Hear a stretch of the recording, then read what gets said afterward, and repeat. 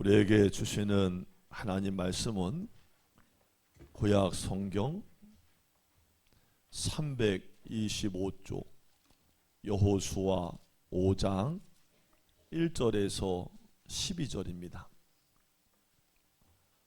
여호수아 5장 1절에서 12절. 구약 325쪽입니다.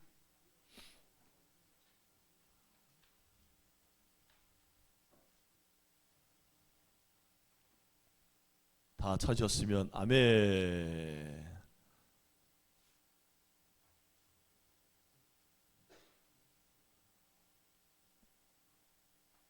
자, 한 절씩 교독해요. 요단 서쪽의 아모리 사람의 모든 왕들과 해변의 가나안 사람의 모든 왕들이 여호와께서 요단 물을 이스라엘 자손 앞에서 말리시고 우리를 건너게 하셨음을 듣고 마음이 녹았고 이스라엘 자손들 때문에 정신을 잃었더라.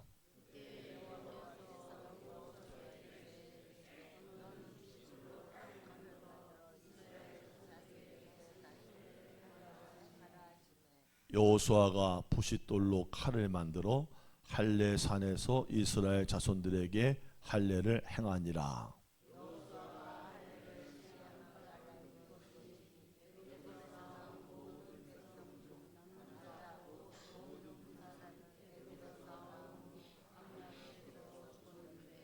그 나온 백성은 다 할례를 받았으나 다만 애굽에서 나온 후 광야 길에서 난 자는 할례를 받지 못하였습니다.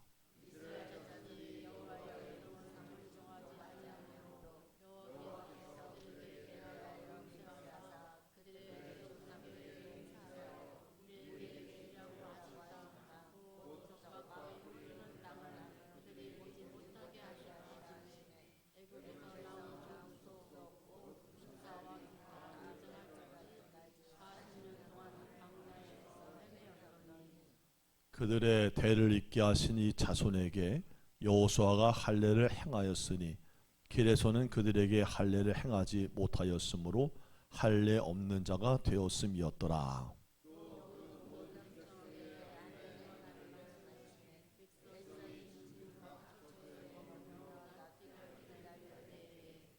여호와께서 여호수아에게 이르시되 내가 오늘 애굽의 수치를 너희에게서 떠나가게 하였다 하셨으므로 그곳 이름을 오늘까지 길갈이라 하느니라.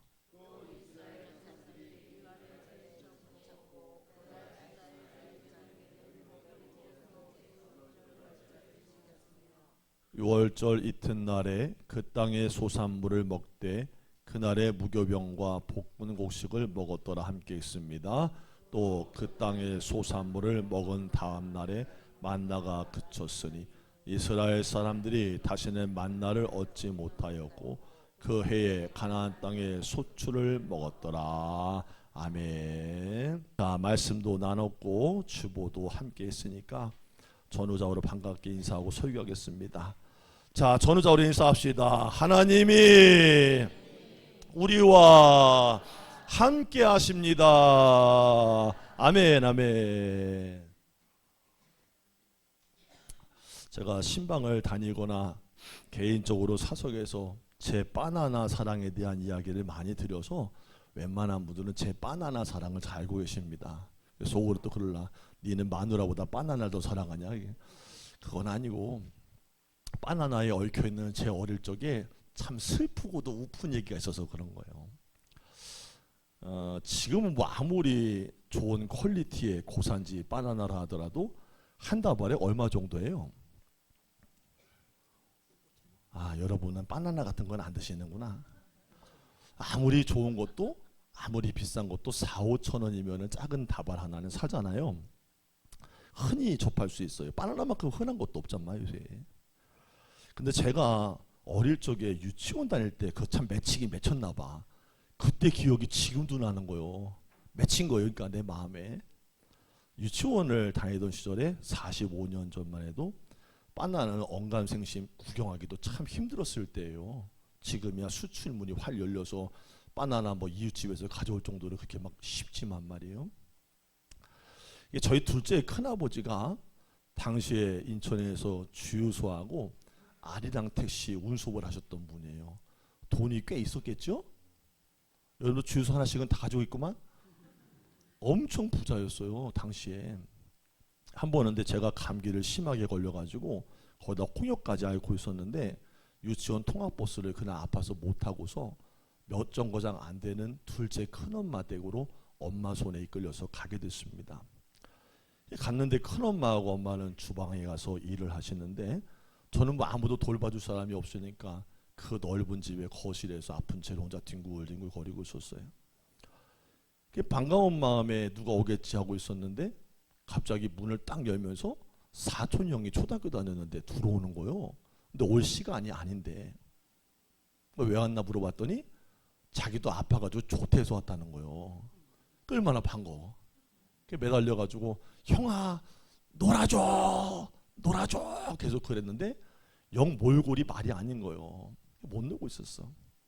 근데 둘째 큰엄마가 갑자기 주방에서 있다가 일하다가 갑자기 헐레벌떡 나오더니 나한테는 별로 관심이 없었어. 이게 포인트요. 지 자식만 챙겼다는 거지. 누가? 우리 둘째 큰엄마가. 자꾸 자기 자식이 딱 왔는데 애가 애매하잖아. 그래도 다시 주방에 가는 거예요. 주방에 가더니 갑자기 어디선가 길쭉길쭉하게 이 박은희 권사님 옷 색깔 같은 거 그 식물 덩어리 난 몰라 그거 뭔지도 몰라. 길쭉길쭉한 그때 또 이게 기나 몰라. 노란 색깔 식물 덩어리를 하나 들고 오는 거예요. 나는 처음 봤잖아요 그때 그거를. 너무 신기해가지고 큰엄마 이렇게 하면 더 이쁘게 해야지. 큰엄마 그게 뭐예요? 그랬더니 우리 큰엄마 하는 말 좀 들어봐요. 너네 형 아플 때 먹는 거야. 약이라는 거요. 나는 그날 그 약을 처음 보기만 했지 껍데기도 못 벗겨봤어. 누가 그랬다고? 아이 제대로 해야지. 큰엄마들 다 열받아. 몇째 큰엄마? 둘째 큰엄마가 했다는 거예요. 나중에 커가지고 제가 그날 봤던 그 식물 덩어리는 바나나라는 것을 알게 되고요. 엄청난 배신감을 느끼게 됩니다. 그거 아까워가지고 몇 개 뜯어주면 되지. 형 먹는 약이라고 나에게 뻥을 쳤구나. 지금도 저는요. 그 사람이 참 희한하죠. 애착 가는 게 있나 봐요. 마트를 이렇게 집사람 손을 잡고 졸졸졸 따라간단 말이에요. 가끔 그 남편분들 가끔 아내분들 따라가서 막 이렇게 막 요구하는 거 있잖아요. 여보 오늘은 뭐 땡겨 막 이러면 어떻게 해요? 밥이나 처먹어 그러나요? 어떻게 뭐라 그래요? 나는 항상 땡기는 게 뭐냐면 그 이상해. 막 뭐 다 먹지도 않을 거면서 여보 바나나. 그럼 저 사람이 뭔지 알아. 집어. 그 바나나를 제일 먼저 카트에다가 실는 거요. 근데 얼마나 감사해. 여러분 생각해봐. 내가 그때 애착 갔던 식물 덩어리가 그 과일이 바나나니 망정이지. 만약에 두리안이었거나 그린 파파야였거나 그린 망고였으면 어떻게 할 뻔했어요? 집사람 눈에 쌍심지켜고 레이저 나고 난리 나지. 그때 그 어린 시절 기억이 있어요. 지금도 바나나 그러면 정감이 있어. 맛있게 많이 먹어요. 여러분 혹시 바나나 잘 드세요? 뭐 박은희 목사님 잘 드실 것 같고 노란 색깔이니까. 여러분 바나나가요. 그게 하루에 잘 익혀서 한두 개를 드시면요. 누구든지 굉장히 영양이 좋대요. 한번 집에서 잘 익혀서 드셔보시기 바래요. 저는 바나나를 살 때 고를 때 방법이 있어요. 저만의 방법. 끝이 둥글고 뭉뚱한 걸 골라요. 여러분 삐쭉삐쭉한 바나나는 맛이 없어요. 일명 떡바나나는 어떤 바나나냐면 끝이 둥글고 뭉뚱하게 생긴 게 맛있는 거예요. 그리고 잘라서 놔뒀던 다발 가운데도 가운데 다발이 아니라 끝 다발 쪽에가 맛있는 거예요. 자, 신기하면 아멘. 그런 걸 골라가지고 가져간다는 거예요. 식탁에다가 쫙 놔두고서 거기다가 다 익혀놓으려고 시작하는데 뭐 원숭이 마냥 왔다 갔다 하면서 먼저 익은 거 하나씩 따먹고 왔다 갔다 하지요. 그러면 어느새 바나나를 좋은 상태에서 먹을 수가 있어요. 근데 어느 날은요 바나나를 사왔는데 얼추 그냥 많이 익은 걸 사오게 된 거예요. 아시다시피 바나나는 다 익은 후에는 노란 껍질이 점점 갈변이 되고 거뭇거뭇해지기 시작을 해요. 그러니까 쉬운 말로 숙성과 후숙을 넘어서서 그때부터 썩기 시작하는 거죠. 그래서 저는 여러 개의 바나나 중에서 가장 거뭇거뭇한 것을 제일 먼저 뜯어 먹어요. 그럼 그 다음 날은 어떤 걸 먹을까요? 그 다음 날도 또 거뭇거뭇한 바나나를 뜯어 먹는 거예요. 근데 그렇게 하다 보니까 매일같이 거뭇튀튀한 바나나만 먹는 거예요. 속으로 생각하는 거예요. 아, 이러려고 한 건 아닌데 왜 이렇게 쫓기듯이 검은 것만 먹고 있지? 나도 모르게 그런 생각이 드는 거죠. 근데 어떤 분이 어느 날 TV에서 하는 말을 듣게 됐어요. 자기는 바나나가 서서히 익으면서 갈변이기 시작하면 적당하게 잘 익었다고 생각하는 것도 뜯어먹는다는 거예요. 그럼 그렇게 된 이유는 뭐냐? 그러면 반은 건진다는 거예요. 반은. 그러면서 하는 이야기가 이거예요. 매일 썩어가기 시작한 바나나를 찜해서 매일매일 먹는 것보다는 반은 그래도 건지는 게 낫지 않아요? 그러는 거예요. 자, 여러분 어떠세요? 들어보니까 어떠세요? 이해는 가죠? 그러니까 매일 우리가 보면 되게 많이 익은 것만 먹는다는 거예요. 이 이야기를 들어보니까 아, 그것도 바나나를 잘 먹는 괜찮은 방법인 것 같다 생각이 들어요. 이것은 어떤 바나나를 먼저 먹느냐는 일종의 우선순위에 관한 이야기예요. 여러분 우선순위가 뭐예요? 내 삶 속에서 가장 먼저 하는 거예요. 이 우선순위가 별거 아닌 것 같지만 이게 별겁니다. 같이 한번 해봅시다. 우선순위가 별겁니다. 만일 내가 나쁜 우선순위를 가지고 있으면요, 매일 썩어가는 바나나를 먹는 정도가 아니에요. 인생 망칩니다. 그러나 좋은 우선순위를 가지고 선택하면서 그것이 내 삶의 습관이 되면요, 인생이 고급지고 아름다워진다는 거예요. 여러분 우리가 살아가면서 나만의 우선순위라는 게 있어요. 그런데 이 우선순위는 그러면 나만 있을까요? 누구도 있으실까요? 하나님께도 우선순위가 있어요. 내 우선순위와 하나님의 우선순위가 충돌할 때가 있어요. 그럴 때 내 우선순위와 내 마음의 갈급의 우선순위보다 하나님의 원하시는 우선순위 앞에 내 것을 굴복시키는 것, 이것을 우리는 믿음이라고 그러고 순종이라고 말합니다. 제가 오늘 하나님이 어떤 것에 우선순위를 두고 일하시는가 살펴보면서 은혜를 한번 나눠보려고 해요. 여러분 오늘 함께 읽으신 이 본문은요, 이스라엘 백성들이 길갈에서 행하였던 할례 이야기를 전하고 있어요. 같이 합시다. 할례 이야기. 이스라엘 백성들이 애굽에서 나와서 광야를 지나갔죠. 그리고 요단강도 건너요. 하나님의 약속하신 젖과 꿀이 흐르는 가나안 땅으로 들어왔습니다. 그 첫 동네가 어디냐? 길갈입니다. 그런데 이스라엘 백성들이 길갈에 도착했을 때 2절에 보니까 하나님께서 이런 명령을 하세요. 2절입니다. 2절 시작.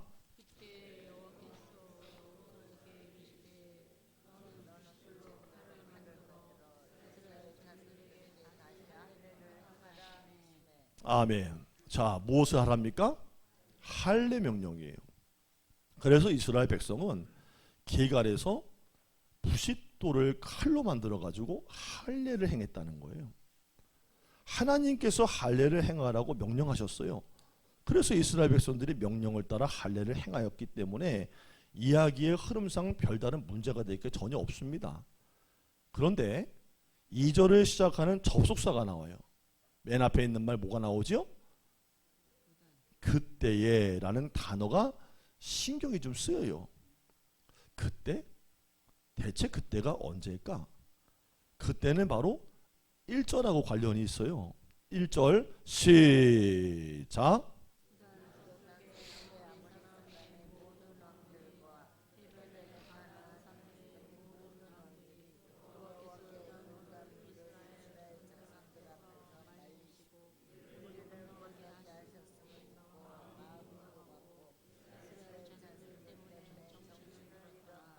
아멘. 자, 이런 거죠. 이스라엘 백성이 요단강을 건너서 가나안 땅에 들어왔습니다. 근데 요단강은요, 강폭이 그렇게 넓은 강은 아니래요.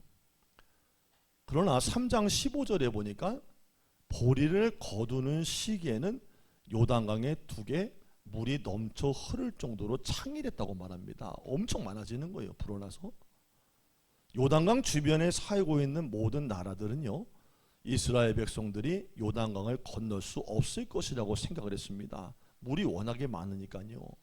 그런데 3장 15절에서 17절에 보니까요, 법궤를 맨 하나님의 제사장들의 발이 물에 딱 대어서 잠기는 순간에 흘러내리던 요단강 물이 멈춰섰다는 거예요. 이스라엘 백성이 무려 200만 명이에요. 요단강을 마른 땅으로 건넜답니다. 누가 하신 일이에요? 하나님이 하신 일이에요. 이 소식을 들은 가나안 땅의 모든 왕들과 백성들이 바로 오늘 본문 1절에 놀랐다는 거예요. 아니, 어떻게 건너왔다니? 어떻게 저런 일이 있지? 마음이 막 녹아내리고 정신을 잃을 정도였다고 말하고 있는 거예요.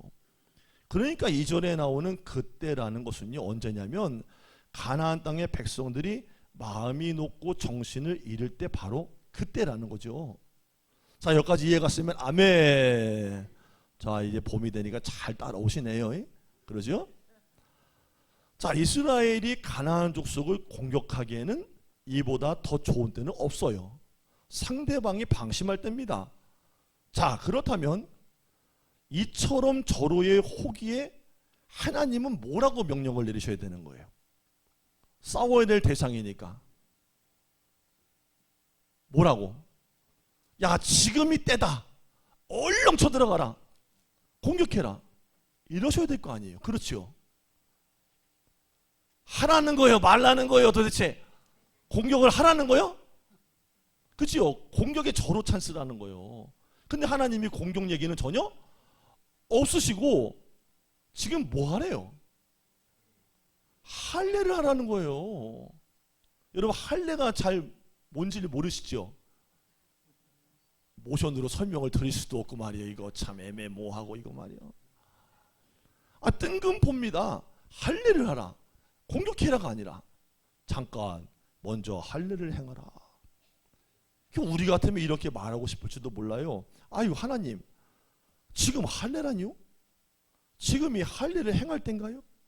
지금 가나안 족속의 마음이 녹고요, 정신을 잃었어요. 하나님, 지금입니다. 지금 다시 공격할 필요도 없이 지금 해야 됩니다. 하나님, 그런 마음이 우리도 다 든단 말이에요. 근데 하나님은 뭐래요? 그게 아니라는 거예요. 사람이 볼 때 때가 아무리 좋아 보여도 그것보다 먼저 할 것이 있답니다. 그게 뭐냐? 바로 오늘은 무조건 뭐예요? 오늘은 모르면 자다가 모르면 죽고 들으면 죽고. 할례를 하라는 거야. 할례. 그렇다면 할례가 뭐냐? 우리가 짚고 넘어가야 돼요. 할례가 뭐길래 하나님이 그렇게 할례를 중요시 여기고 강조하신다니? 여러분, 할례는요, 유대인들이 아기를 낳으면요, 난지 8일 만에, 며칠 만에? 이거 죄송스러운 짓이지. 아기가 얼마나 아프겠어. 난지 8일 만에 남자아이의 생식기를 베어내는 거예요. 표피를. 그냥 뭐 자지러지지 애들이. 오늘날로 말하면은 뭐 고래를 잡으러 갑시다 뭐 이런 거지. 이래도 이해를 못하는 분 있네. 남자 애들만 하는 거예요. 뭘 잡으러 가야 됩니다, 주님, 이런 거. 그걸 한다는 거예요. 그 탐사에 의하면 이런 할례 행위는 유대인들에게만 있었던 건 아니에요. 할례는 고대의 근동지방 아프리카, 남아메리카, 남태평양 군도 등에 전 세계적으로 행해졌던 것입니다. 그런데 유대인의 경우는 달라요. 유대인 중에 최초로 할례를 받은 사람이 있어요. 누구지요? 아브라함인데, 아브라함과 언약을 맺으시면서 그에게 할례를 행하라고 명하신 적이 있어요. 그리고 할례에다가 하나님의 영적인, 하나님의 종교적인 의미를 부여하셨다는 거예요. 어떤 의미냐? 그 할례는 그냥 표피만 베어내는 게 아니라 너는 내 것이다. 나는 너의 하나님이다. 너희는 이것을 잊지 말아라. 시작.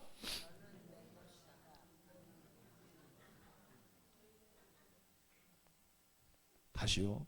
한 번만 기회를 드리는 거예요. 너는 내 것이다. 나는 너의 하나님이다. 이것을 잊지 말아라. 시작. 할렐루야. 자, 이것이 바로 표피를 베어내는 의미였다는 거예요. 자, 그러므로 할례는 나는 하나님의 백성이다라는 것을 내 몸에다가 표시해 두는 거예요. 여러분, 우리가 볼 때는요, 이 상황 자체가 그러고 있을 때가 아니에요. 공격할 때예요. 하지만 하나님은 할례가 먼저라고 그러시는 거예요. 여러분, 이것을 아셔야 됩니다. 가나안 땅에서의 전쟁은요, 칼과 창의 전쟁이 아니라는 거예요. 영적인 전쟁이라는 거예요. 내가 하나님의 백성이라고 하는 정체성을 잊지 않고 분명하게 그것을 가지고만 있으면 이기는 전쟁이라는 거예요. 하나님 생각은 바로 이거예요. 너는 내 백성이야. 나는 너의 하나님이야. 네가 이것만 확실하게 가지고 있으면 늘 이겨. 그래서 사람이 볼 때는요, 지금이 공격하기 가장 좋은 때인 것처럼 보인다 할지라도 하나님은 전쟁을 멈추고 창칼을 내려놓고 할례부터 먼저 행하라고 명하셨다는 거예요. 이스라엘 백성이 하나님 명령을 따라요. 대단한 백성이에요. 그래도 그나마 같이 합시다. 들으면 그래도 따르는 게 낫다. 하나님 명령을 들어서 따라요. 그래서 길갈에서 할례를 행했을 때 9절에 보니까 하나님께서 여호수아에게 말씀을 하십니다. 자, 9절 말씀 다 함께 읽습니다. 9절 시작.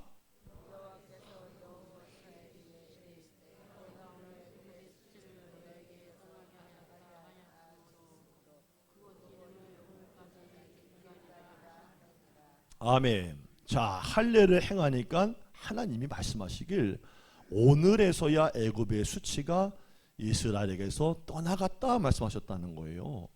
자, 그렇다면 애굽의 수치는 뭘까요? 애굽의 수치는 이스라엘 백성이 애굽에 있는 400년 포로기 동안에 애굽의 노예살이로 있었다는 거예요. 근데 오늘 할례를 행함으로써 애굽의 노예라는 수치스러운 이름을 벗어버리고 이제는 이스라엘이다. 내 자랑스러운 백성이 됐다라는 거예요. 할례가 이만큼 중요한 의미를 지닌 거예요. 사실 이스라엘 백성들이 할례를 행하였던 곳이요, 바로 길갈이라는 곳인데요, 적과 대치하고 있었던 여리고성에서 그렇게 멀지 않은 곳이랍니다. 어떤 학자는요 3.2km 정도 된다 그래요. 여러분, 군사가 정비돼 가지고 싸우러 나가는데 3km는 그거 아무것도 아닙니다. 요새는 무서워요, 전쟁이. 옛날에는 뭐 사람이 나타나야 식별하고 뭐 싸우고 총 쓰고 그랬는데 지금 뭐 날려요? 아유, 겁나게 무서워요. 여러분들 우크라이나 전쟁할 때 보셨죠? 사람은 보이지 않는데 몇십 킬로미터 몇백 킬로 날아가가지고 위에서 날아오다가요 폭탄 떨어뜨린 거예요. 못해 포로. 제발요, 제발 살려주세요. 카메라 다 찍히는데 휴, 꽉 드론 전쟁이요. 요새는 전쟁이요 뭐 거리도 상관없어요. 기계로 다 하는 전쟁이에요, 대리전쟁.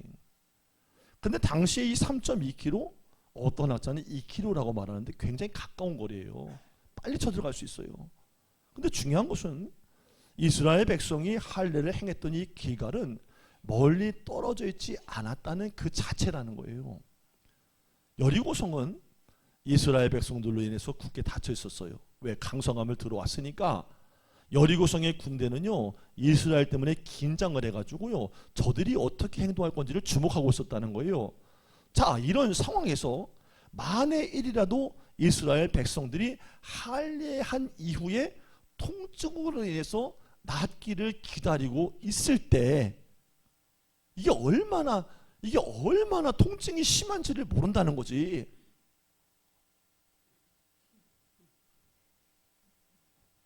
그러니까 낫기를 다 전부 이러고 있는 거예요. 이러고 있는데 기다리고 있을 때 그 틈을 엿본 새에 만약에 군대가 이스라엘을 공격한다면 이스라엘 백성들은 어떻게 되는 거예요? 총칼 한번 들어보지 못하고 꼼짝없이 몰살당하는 거예요. 그러니까 이스라엘 백성들이 적이 바라보고 있는 길갈에서 할례를 행했다는 것은 이게 무엇을 걸고 한 거예요? 날 봐야 알지. 이게 뭘 걸고 한 거야? 이게 목숨 걸고 한 거예요. 이게 단순히 표피를 베는 게 아니라 죽기를 작정하고 한다. 하나님 말씀 그거예요. 목숨 걸고, 무엇을 걸고? 목숨 걸고 내가 하나님의 백성이고 하나님이 나의 하나님이시라는 것을 붙잡아라. 그래야 이긴다. 내가 이게 만들어 주리라. 같이 합시다. 성도라는 거룩한 신분을 지켜 살아라. 내 길을 인도하여 주시리라. 자, 옆 사람과 축복하면서 깨우고 인사합시다. 성도라는 거룩한 신분을 지켜 살아라. 하나님께서 인도하여 주신다. 믿으면 아멘. 뭐 성도가 뭐 교회에서 집사 못 따서 성도고 권사 못 따서 성도가 아니라 성도, 거룩한 무리, 하나님 백성, 믿음으로 사는 자들이라는 얘기라는 거예요. 그 하나님을 붙들어 백성으로 살아가기만 하면 인생 속에 어떠한 문제 가운데도 풍랑 가운데도 하나님이 붙들어 주실 것이라는 거예요. 이 신분의식을 회복하라는 거예요. 무엇을 걸고? 목숨 걸고. 요새 신앙생활, 예배생활, 하나님 믿는 생활, 목숨 걸고 하는 사람들이 어디 있어요? 있으면 데려와 봐요.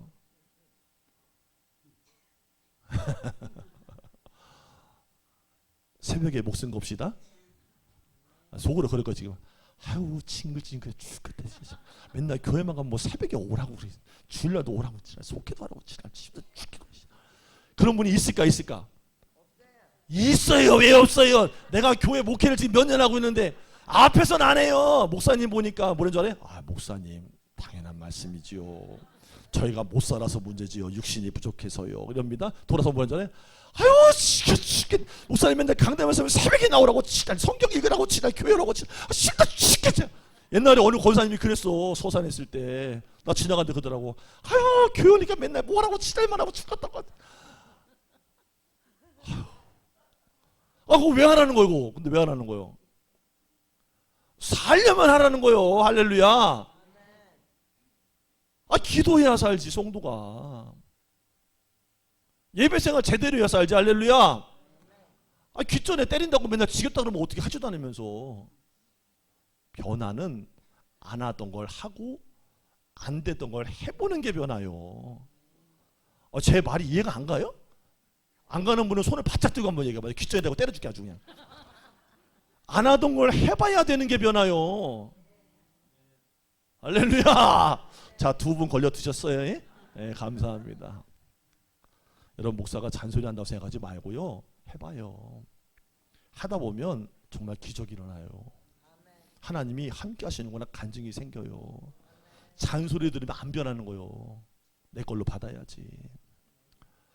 우리가 하나님의 우선순위를 보고 있어요. 하나님은 일보다도 전쟁보다도 나와 하나님의 관계를 이렇게 더 중요하게 보시는 분이구나. 내가 그분의 백성으로 살기를 원하시는구나. 여러분 솔로몬 기억하시죠? 솔로몬의 인생 속에 하나님이 2번 나타나셨어요. 한 번은 솔로몬이 왕이 돼서요. 기브온의 산당에서 1,000번제를 하나님께 드릴 때 나타나셨어요. 그리고 또 한 번은 솔로몬이 성전 건축을 마치고 온 백성과 함께 낙성식을 할 때 나타나셨어요. 물론 아버지 다윗이요 성전을 지을 모든 준비를 다 해뒀지만 7년 동안 하나님의 성전 짓는 일은 솔로몬에게도 결코 쉬운 일은 아니었을 거예요. 솔로몬 왕이 온 백성과 함께 성전 건축이 완공된 것을 보면서 기뻐하던 날에, 뭐하던 날에? 기뻐하던 날에 하나님이 솔로몬 왕에게 나타나셨어요. 역대하 7장 20절이에요. 하나님이 솔로몬에게 나타나서 이렇게 말씀하셨습니다. 내가 너에게 준 땅에서 그 뿌리를 뽑아내고 내 이름을 위하여서 거룩하게 한 이 성전을 내 앞에서 버려 모든 민족 중에 속담거리와 이야기거리가 되게 하리니. 이게 기쁜 날, 경사스러운 날인데 서슬퍼렇게 경고의 말씀하셨다는 거예요. 솔로몬아, 만일 네가 하나님의 말씀을 버리고 우상을 섬기면 민족의 뿌리째 뽑아버리겠다. 솔로몬아, 내가 하나님의 말씀을 버리고 우상을 섬기면 내가 지은 성전을 내다가 버리겠다. 그래서 주변 국가들이 그걸 보면서 손가락질하고 조롱거리가 되게 만들어 버리겠다. 와, 이거 참으로 확 꼈는 거 아니에요? 아니, 그 기뻐할 날, 경사스러운 날에 무슨 말씀이지 이게? 우리가 이렇게 말하고 싶을지도 모르겠어요. 아니, 하나님 솔로몬에게 나타나셔서 하실 말씀이 이것밖에 없으세요. 솔로몬아, 7년 동안 너 성전 짓는다고 수고 많이 했다. 이렇게 칭찬해 주시면 안 됩니까? 하필이면 성전 건축을 마치고서 온 백성과 함께 기뻐해야 되는 그 자리에서 뽑아버리겠다니요. 내다가 버리겠다니요. 이렇게 좋은 날 무지하게 투를 치십니다, 하나님. 이럴 수 있어요. 충분히 그런 생각 들잖아요. 근데 잘 들으셔야 돼요. 하나님은요, 사람과 다르십니다. 여러분, 성경은요, 구약 성경 계속 읽어보면요, 하나님과 다른 게 나와요. 하나님은 다르시구나. 아, 다르시네. 이걸 제대로 읽은 분들이 나오는 고백이요. 함께 합시다. 구약 성경을 읽다 보면 하나님은 다르시구나. 이게 계속 깨달아져요. 하나님과 사람은 달라요. 솔로몬은 성전 건축이 우선이었어요. 근데 하나님은 성전이 우선이 아니에요. 그러면 하나님께 뭐가 우선인 거예요? 솔로몬과의 관계가 우선인 거예요. 이 오늘날 교회들이 들어야 되는 얘기예요. 한국 교회들이 부흥하면서 막 외형적인 부분에 뭔가 업적과 성취를 나타내게 무지하게 애를 씁니다. 여러분, 하나님은요, 온 세상 만물을 다 가지신 분이에요. 믿으면 아멘. 그분은 사람이 지은 건물 안에 갇혀 계신 분도 아니에요. 근데 그 하나님과의 관계를 공고히 하고 믿음으로 성장하며 그분의 일을 하려고 애를 쓰는 게 아니라 자꾸 눈에 보이는 뭔가를 만들어서 하나님 이걸 칭찬해 주세요, 이걸 인정해 주세요 그러는데 하나님 생각은 달라요. 하나님은 솔로몬과의 관계를 우선하셨고요, 저와 여러분과의 관계를 우선하신다는 거예요. 결국 솔로몬은요, 이 하나님의 경고를 들었을까요? 안 들었을까요? 성전 건축은 열심히 해서 완공했는데 들었을까요? 안 들었을까요? 우리는 추구 물어봐야지. 자, 안 들었을까요? 안 들었을까요? 저도 안 하는 건 뭐예요? 어떻게 하라는 거예요? 안 들어요. 솔로몬이 하나님과의 관계 실패해요. 자, 그 결과예요. 그의 아들 로보암이 벌을 받아요. 남유다와 북이스라엘로 나누어져서 두 쪽이 납니다. 그리고 솔로몬이 지었던 그 하나님의 영광스러운 성전이 바벨론의 침공으로 파괴되고 불타서 올라 지구상에서 싹 사라졌습니다. 하나님은 하나님의 우선순위가 있습니다. 하나님의 우선순위는 일이 아닙니다. 하나님의 우선순위는 나와의 관계입니다. 여러분, 누가복음 15장을 보면 여러분 잘 아시는 비유가 나와요. 아버지를 멀리 떠나보낸 둘째 아들이 나옵니다. 아, 이거 예수님 비유인데요, 이 둘째 아들로 보면 말할 것도 없습니다. 나중에 어떻게 됩니까? 아버지를 떠난 대가를 톡톡히 치릅니다. 돼지들이 먹는 쥐염염에도 마음대로 못 먹습니다. 완전히 망가진 겁니다. 근데 둘째 아들이 나중에 깨닫고서 잘한 것이 있습니다. 누가복음 15장 20절에 아버지께로 돌아가야지라고 생각을 바꿨다는 거예요. 이에 일어나서 아버지께로 돌아가니라. 같이 합시다. 하나님께로 돌아갑시다. 성도 여러분, 둘째 아들이 점점 무너져 가면서 알바를 두 군데 떼야지, 세 군데 떼야지, 내가 열심히 돈 벌어서 뭔가를 해야지, 그걸 한 게 아니라는 거예요. 둘째 아들이 스스로 내가 이렇게 세워봐야지 한 게 아니라는 거예요. 둘째 아들이 정신 차리고 보니까, 깨닫고 나니까 아버지께로 돌아가야지 했다는 거예요. 아버지께로 돌아가서 아버지의 관계를 회복했다는 거예요. 잘 들으세요. 인생의 모든 순서는 하나님이에요. 할렐루야. 지금 막 돈 때문에 어려워요. 사업 때문에 깨졌어요. 자식이 속을 새게 부관계 안 좋아요. 되는 게 하나도 없어요. 어려워요. 눈물만 나요. 막혔어요. 다른 데서 찾지 말라는 거예요. 하늘에 계신 하나님을 먼저 찾으라는 거예요. 순서는 하나님이요. 열심히 산다고 다 되는 게 아니에요. 노력만 한다고 되는 게 아니에요. 하나님께로 돌아가야 돼요. 아버지하고 관계가 회복되니까 둘째 아들이 어떻게 됩니까? 가락지에 끼우고 신을 씻겨서 잔치를 베풀고 풍성한 아버지 것이 다시 누구의 것이 되는 거예요? 내 것이 되는 거예요. 회복되는 거예요. 여러분, 예수님 하루 우선순위 궁금하시죠? 예수님. 여러분, 예수님은 대스타이셨습니다. 가는 곳마다 병든 자와 귀신 들린 자와 문제인 사람들이 막 제자들한테 청탁해가지고 예수님 만나게 해주세요. 예수님 만나게 해주세요. 막 아침부터 막 들이닥치는 거예요. 구름대처럼 막 몰려오는 거예요. 자, 그렇다면 우리 같은 사람이면 그거 매달릴까요? 안 매달릴까요? 막 대처하느라고 정신없을 거예요. 막 제자들도 정신없을 거예요. 근데 예수님은 그거 안 했다는 거예요. 요한복음 15장 5절에 보니까 나를 떠나서는 너희가 아무것도 할 수 없다. 예수님은 하나님과의 관계를 먼저 하셨어요. 새벽 아직도 밝기 전에 예수께서 일어나 나가 한적한 곳으로 가셨다고 마가복음 1장 35절에 말씀하십니다. 자, 하나님께 뭐 부탁한 거예요? 기도 부탁한 거예요. 예수님의 사역은요, 혼자 단독으로 움직인 적이 없습니다. 아침에 기도하시면서 하나님이신 그분이 아버지 오늘도 어떻게 행해야 되겠습니까? 묻고서 나갔다는 거예요. 이게 순서입니다. 근데 우리는 반대로 말합니다. 반대로 삽니다. 아유, 예수님 바빠요. 저는요 그럴 시간도 없고요, 여유도 없어요. 내가 뭔가를 먼저 해보고요, 그리고 나서요. 이렇게. 하나님 나라의 백성에게는 우선순위가 있습니다. 하나님과의 관계입니다. 인생은 하나님과의 관계에 실패하면 모든 것이 무너집니다. 내가 하나님과의 관계만 회복하면 하나님께서 나를 슬며시 세우십니다. 우리는 지금 1사분기를 지나고 있어요. 어떠셨나요? 새해 첫 마음 먹은 거, 하나님과의 관계를 잘하고 믿음으로 먼저 세워봐야지 하는 그 마음을 지금도 지켜가고 계십니까? 나 자신부터 그렇게 세우기를 바랍니다. 그리고 우리 자녀들에게 하나님과의 관계가 먼저다, 그게 네가 잘 되는 첩경이다, 가르치기를 바랍니다. 하나님과의 관계를 최우선 순위에 둘 때에 내가 내 백성을 인도하여 줄 것이라는 그 약속이 여러분과 제 삶 속에 영원히 함께 하시기를 간절히 축원합니다. 기도하겠습니다. 하나님보다, 하나님의 기뻐하시는 행함보다 더 소중한 것이 없음을 압니다.